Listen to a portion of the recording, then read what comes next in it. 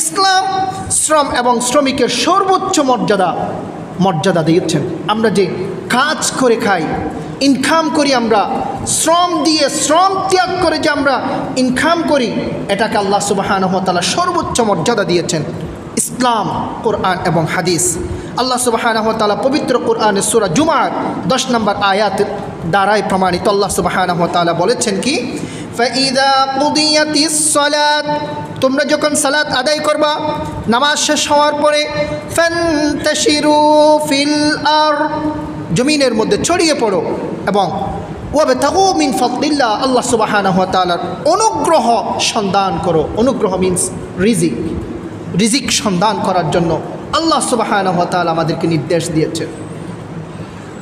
এরপর আল্লাহ রসুল সাল্লাল্লাহু আলাইহি ওয়াসাল্লাম বলেছেন, সুনানে বাইহাক্কির হাদিস, আল্লাহ রসুল সাল্লাল্লাহু আলাইহি ওয়াসাল্লাম বলেছেন, তলাবু কাসবিল হালাল ফরিদাতুম বাদাল ফরিদা, হালাল রিজিক অন্বেষণ করা প্রথম ক্যাটাগরির ফরজের পরে সেকেন্ড স্টেপের ফরজ করেছেন আমার আপনার আল্লাহ।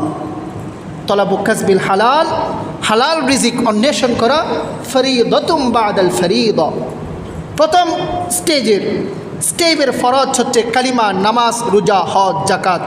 আল্লাহ সুবহানাহু ওয়া তাআলার পক্ষ থেকে ফরিদাতুম বাদাল ফরিদা, সেকেন্ড স্টেপের ফরজের মধ্যে রয়েছে তলাবু কাসবিল হালাল, হালাল রিজিক অন্বেষণ করা।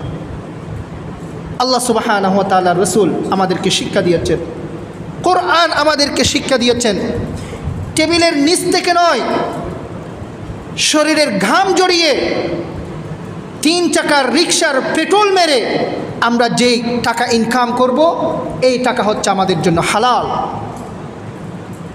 কোনো ধরনের শ্রম দেওয়া ছাড়া, কোনো ধরনের কাজ ছাড়া, ঘাম জড়ানো ছাড়া, টেবিলের উপর থেকে না নিয়ে টেবিলের নিচ থেকে যদি টাকা নেওয়া হয়, সেই টাকা কখনো হালাল হবে না। আল্লাহ সুবহানাহু ওয়া তাআলা রাসূল বলেছেন।